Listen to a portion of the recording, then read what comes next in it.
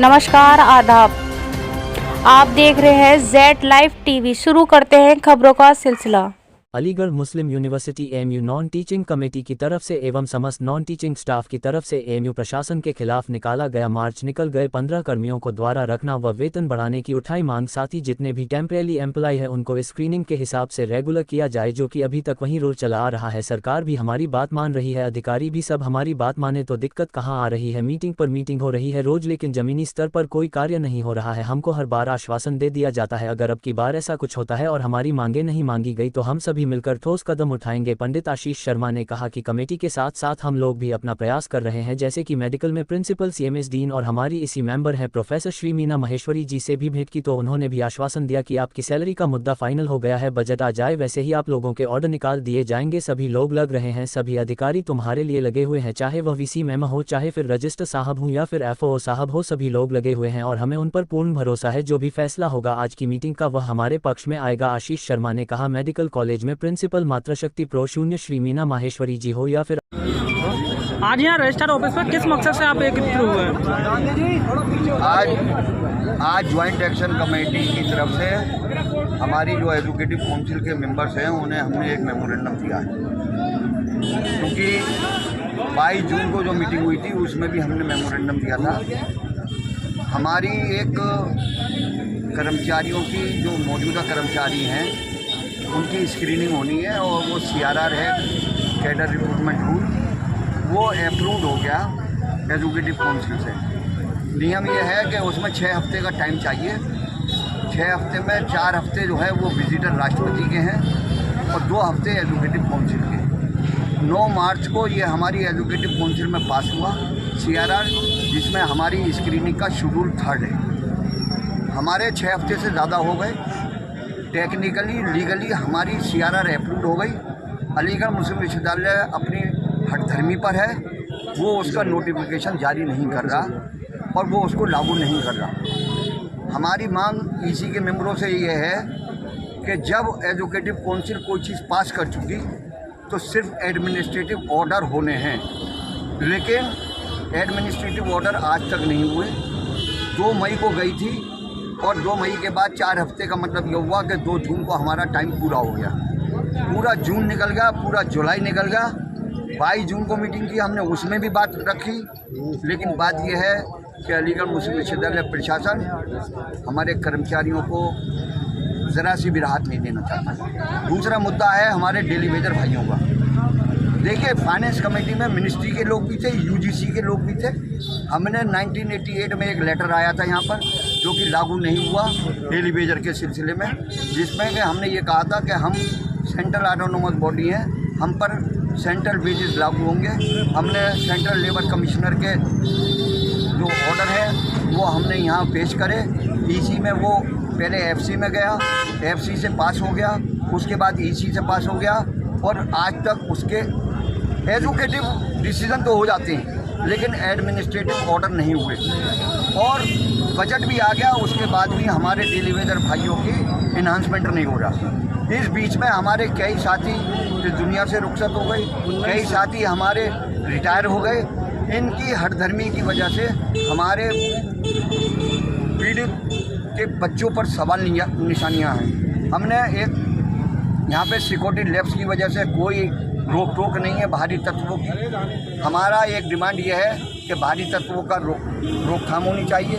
दूसरी ये कि जो पीड़ित मरा है वो भी एक टेम्परेरी था और बहुत लेबोरियस था।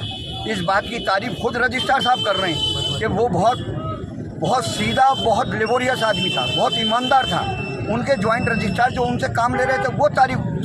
बात यह है कि अलीगढ़ मुस्लिम यूनिवर्सिटी के ओहदेदारान, अधिकारी ये तो मानते हैं कि नॉन टीचिंग बहुत ईमानदारी से और मेहनत से काम कर रहा है, लेकिन जब वेतन देने की बात आती है तो इनके फ़ौरन पेट में दर्द शुरू हो जाता है कि ये इन्हें वेतन क्यों दिया जाए। अभी की बात बता रहा हूँ कि जब मैडम का एक ड्रीम प्रोजेक्ट था कि अलीगढ़ मुस्लिम विश्वविद्यालय से जो बाहरी तत्व हॉलों में रह रहे हैं उन्हें बाहर निकाला जाए। रजिस्ट्रार साहब, मैडम ने हर हॉल में जाके सारी सफाई व्यवस्था, सारे कमरों का निरीक्षण करा और उसमें ये पाया कि हमारे हॉल स्टाफ ने जी जान लगा के, जबकि हमें पूरे साल में ना मुहर्रम की छुट्टी मिलती, ना ईद की छुट्टी मिलती, ना संडे की छुट्टी मिलती। क्योंकि बात यह है कि जो बच्चे हॉल में रह रहे हैं वो हमारे बच्चे हैं।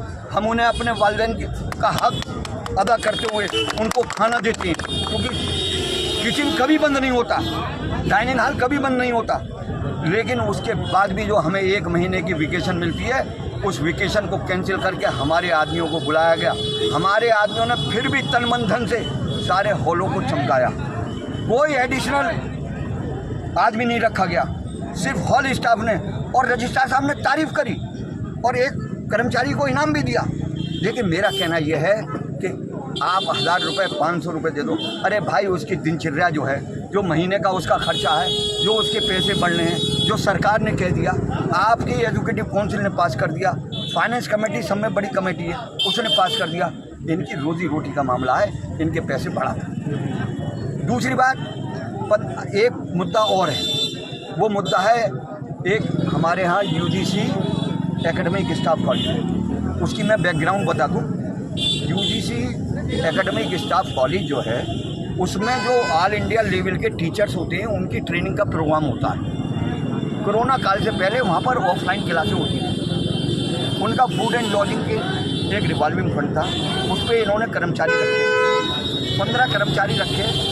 15 कर्मचारियों में इन्होंने, देखिए तारीफ सुन लीजिए, वहाँ की डायरेक्टर ने 2 मई को उन कर्मचारियों का एक्सटेंशन भेजा। 27 मई को, 2 मई को ये कहती है कि इन लोगों की हमें ज़रूरत है, इन लोगों से हमें काम लेना है और इनकी सेटिस्फैक्ट्री रिपोर्ट है।